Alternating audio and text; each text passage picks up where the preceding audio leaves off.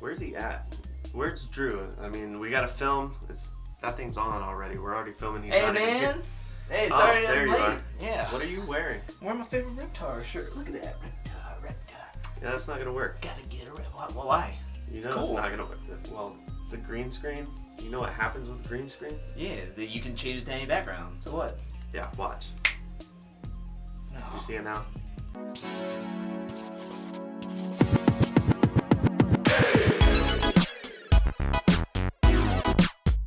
Hello and welcome to Visual Recreation, the essential video guide to weighing FML each and every week. I'm your local movie buff, Andrew.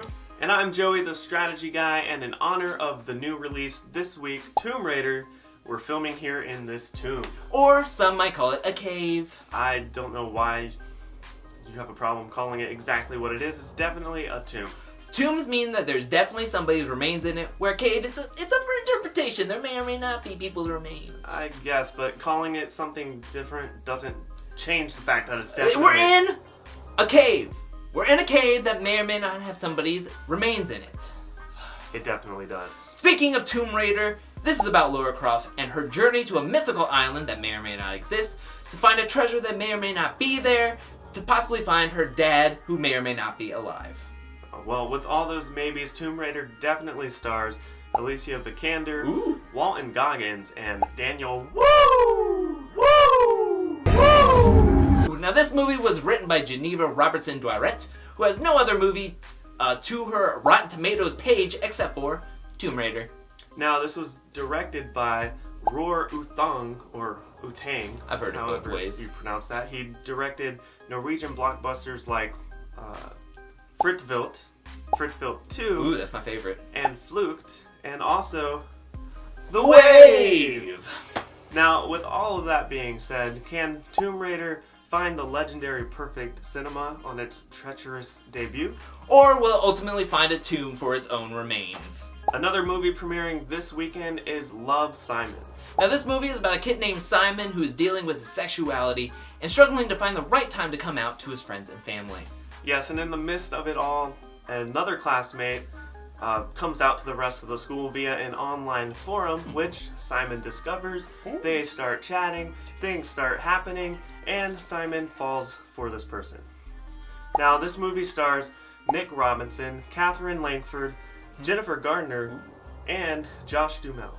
Nice. Now this movie was directed by Greg Berlanti, who has written and directed such WB and CW shows as Dawson's Creek, Riverdale, The Flash, Supergirl, Black Lightning, Arrow, just everything. The whole lineup of CW and WB shows. That's right. Now this movie is based off of the Becky Albertalli novel, Simon versus the Homo sapiens Agenda. Yes, and I tend to like the movie title a lot better because, you know, it's short, sweet, and to the point. Yeah, it just rolls off the tongue. Now this movie is sporting a nice 90% on Rotten Tomatoes, so it's certified fresh for now. Now, with all that being said, will audiences spend all their money and spend all their time on Love, Simon? Or will audiences just keep Simon in the friend zone?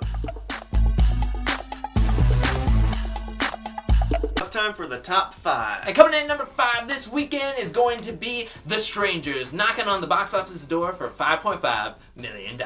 And coming out to the number 4 spot, we have Love, Simon, looking to make $13 million.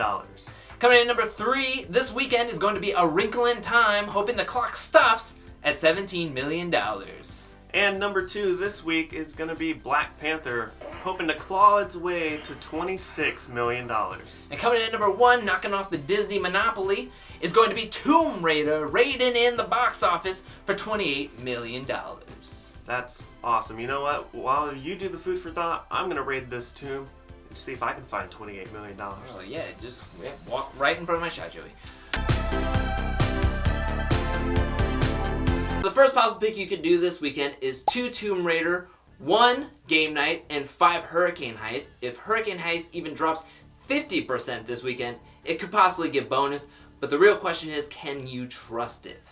For the second possible pick you can do this weekend is 2 Tomb Raider, 1 Peter Rabbit, and 5 Jumanji. Now, if Jumanji can refrain from dropping a full 40%, which it hasn't done in its entire run, it has a good shot at getting bonus. And for the third, final, and riskiest pick of this weekend is 3 Wrinkle in Time, 2 Game Night, 1 Red Sparrow, and 2 Jumanji. Now, A Wrinkle in Time was very underwhelming in its opening weekend, but by the way it's priced and the way we have it estimated, it has a possibility of getting bonus. But that's our picks. What say you? Just You know what? This cave tomb, it doesn't have anything in it. yeah, well, just walk around the shop there, Joey.